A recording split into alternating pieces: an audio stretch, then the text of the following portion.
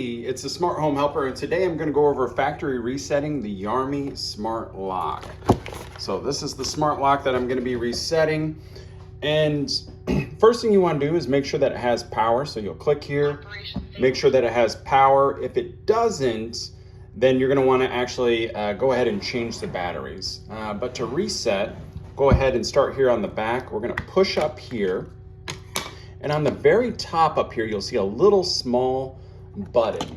Now, they got a tool for us here, but what you'll do is you'll actually push down right here for about 5 seconds, and that'll actually start the factory reset. So it's right there, and I'm gonna go ahead and push it down. So here we go. 1, 2, 3, 4, 5. And we'll go ahead and let go. You heard the beep, and there you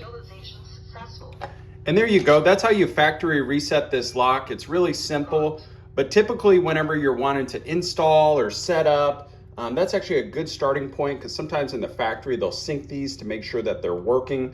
So that's how you factory reset. If you guys have any questions, let me know and follow, because we'll be creating more videos on this lock.